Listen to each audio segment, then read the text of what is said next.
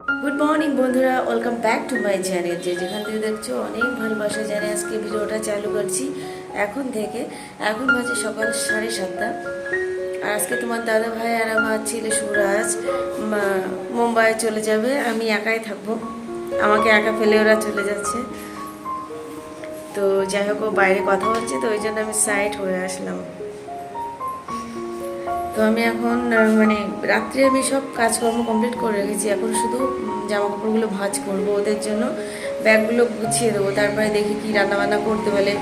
আর টিফিনও বানাতে হবে, রুটি রুটি নিয়ে যাবে। তো ভিডিওটার সাথে থাকো, আশা করি ভালো লাগবে।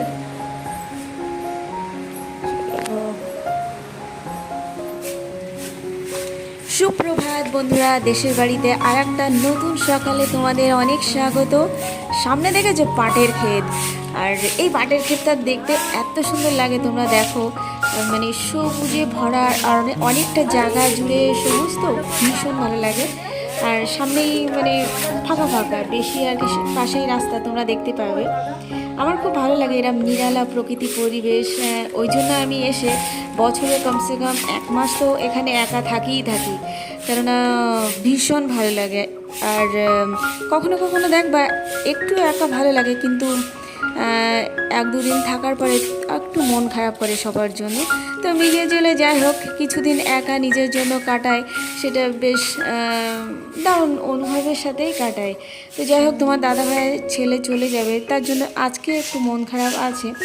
ছেলেটা চলে যাবে, ও একা থাকতে পারে, ও থাকতে চাইছে না আমার কাছে, যেহেতু ওখানেই সব বন্ধুবান্ধব। তো যাই হোক, ভিডিওটা দেখতে লাগো।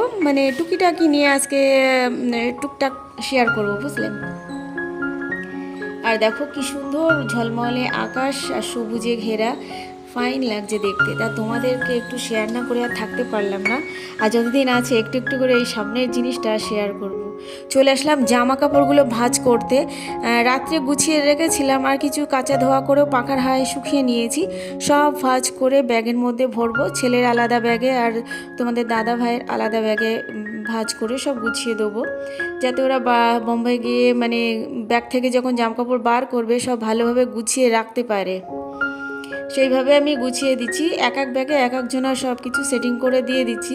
তাহলে কি হয়, ওরা ঘরে গিয়ে নিজেদেরগুলো নিজেরা বের করে নিতে পারবে, যেহেতু আমি থাকছি না, তো ওই জন্য।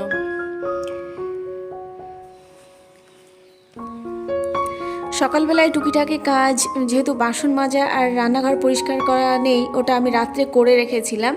ওই জন্য সকালবেলা শুধু উঠোনটা ঝাড় দিয়েছি আর ঘরের বিছানা গুছিয়েছি। তা সোনাম শুয়ে আছে, আর শুধু আমি ঝাড়ুটা মেরে নিই ঘরগুলো। ঝাড়ু মেরে হাত মুখ ধুয়ে চা করেছিলাম। এবার পরোটা আর তরকারি নিয়ে এসেছে, সেটা আমি পুষ্প আর পুষ্পর মেয়ে সোনাম খেয়ে নিচ্ছি। আর সবাই খেয়েছে, সবাইকে দেওয়া হয়ে গেছে। তো আমরা এখন সকালে ব্রেকফাস্টটা করব, তারপরে দুপুরবেলায় রান্না হবে। তোমাদের দাদাভাই মাছ এনে দিয়েছে, মাছগুলো কেটে ধুয়ে পরিষ্কার করে নেব নাস্তাটা করে, তারপরে রান্না করব। আবার একটু বাজারে যেতে হবে। আমরা ফ্লাইটে এসেছি, তো তখন টিফিন কোটো নিয়ে আসিনি। আর যেহেতু এখানে থাকি না, ওই জন্য বেশি কিছু টিফিন কোটো এখানে নেই। আর ট্রেনের জন্য টিফিনে প্যাক করে দিতে হবে, সেরকম হালকা ফুলকা একটা ডাব্বা নিয়ে আসতে হবে। তা খোলা পথে আমি আর পুষ্প যাব। এই দেখো, ডিমে শুকনো শুকনো কষা, যেটা ট্রেনের মধ্যে ভালো থাকে, সেটা করা হয়ে গেছে। ওর পাশে মাছের ঝোলও রেডি। তো মাছের ঝোল আর ডিমের কষা, দুপুরবেলায় আরও একটা তরকারি আছে, হয়ে যাবে আমাদের সবার। আর পুষ্প বেছে দিচ্ছে ঘ্যাটকলের পাতা, আর ঘ্যাটকলের পাতা দিয়ে চিংড়ি মাছতে হবে, দারুণ লাগে খেতে। আর মাছের ঝোল তো হয়ে গেছে। আর ডিমের কষাটা একটু টাইম লাগে, গ্যাস স্লো করে ধীরে ধীরে করতে হয়, নাহলে শুকনো শুকনো করতে হবে, যাতে ভালো থাকে রসটা পুরো আর কি শুকিয়ে ফেলতে হবে, তাহলে একদম 2 দিন ভালো থাকবে। শীতের ট্রেন তো মুছে সব কমপ্লিট। এবার যাবো একটু বাজারে টিফিন কোটো আনতে যাবো, খাবার দিতে হবে। দেখো সিঁড়ি এখন মুছে নিলাম।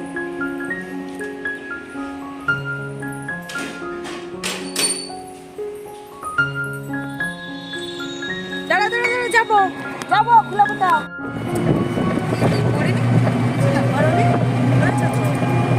মোবাইলে ওরকম দেখা যায় না।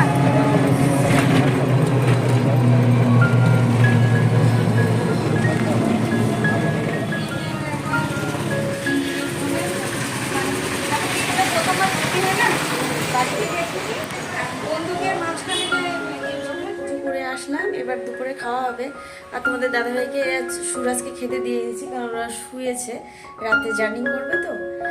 আর বাজারে গিয়েছিলাম, এই দেখো এই ডাব্বাও নিয়ে এসেছি, এর ভিতরে টিফিন ভরে দেবো।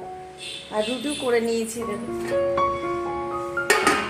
রুটি আছে, এতে আছে ডিমের কষা, দেখো দেখতে পাচ্ছ। তো রুটি আর ডিমের কষা দিয়ে দেবো, আর কলা কলা কলা কলা কলা পাকা এইসব দিয়ে খেয়ে নেবে রাত্রি ওরা। আর যদি থেকে যায়, এসি তো খারাপ হবে না, কালকে খেয়ে নেবে। তো আমি পুষ্পা সোনাম এখন খেয়ে নিই, সবার খাওয়া দাওয়া হয়ে গেছে। শুধু ভিডিওটার সাথে থাকো, কি বলবো বুঝতে পারছি না।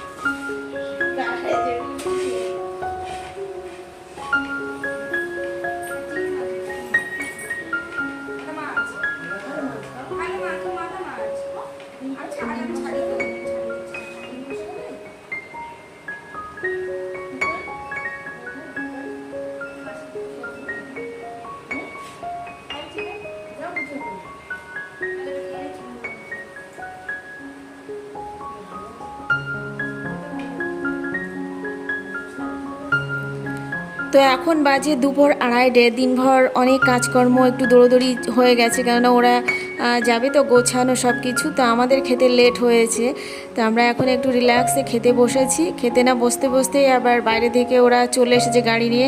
এখান থেকে তোমার দাদাভাই সুরাজকে নিয়ে যাবে, ও পিয়ালিদের বাড়ির ওখান থেকে ওরা উঠবে। তো ওই জন্য ফটাফট খেয়ে দিয়ে তারপরে ওরা মানে গাড়িটা আসবে, তখন তুলে দেবো। বন্ধুরা ভিডিওটার সাথে থাকো, আর আশা করি ভালো লাগবে, বুঝলে।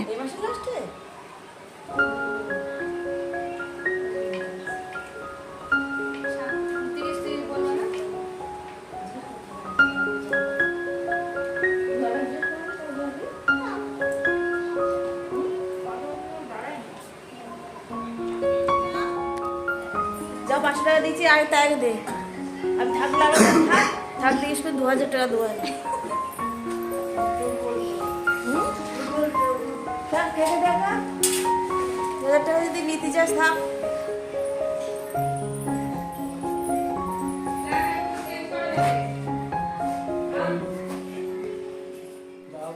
ছেলেকে আর একবার বললাম তুই থাক, আমি একা থাকবো তো। ও আমার কাছে 500 টাকা পাই, তা বলছে আমি 2000, আমি বললাম 2000 টাকা দেবো, তুই থাক তোর জন্য।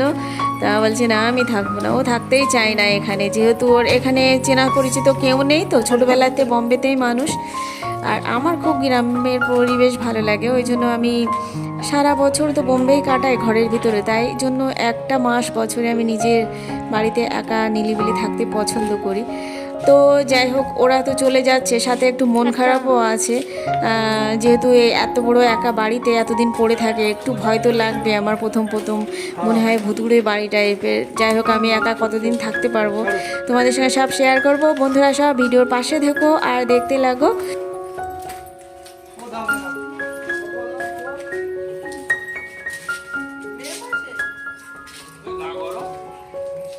কি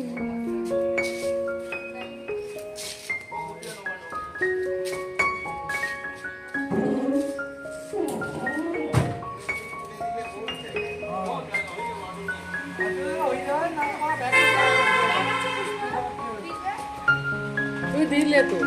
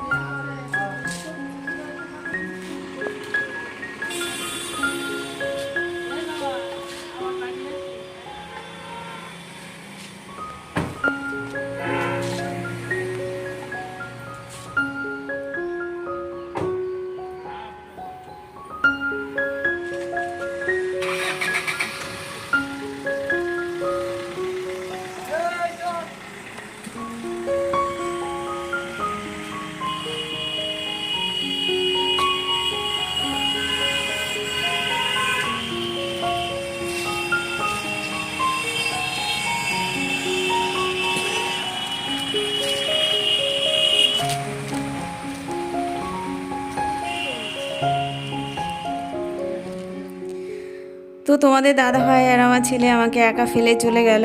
এবার আমি একা থাকি, দেখি এই ভুতুড়ে বাড়িতে কতদিন একা থাকতে পারি। তোমরা আমার সাথে থেকো বন্ধুরা, পাশে থেকো। যতদিন থাকবো তোমাদের কাছে ভিডিওগুলো শেয়ার করব।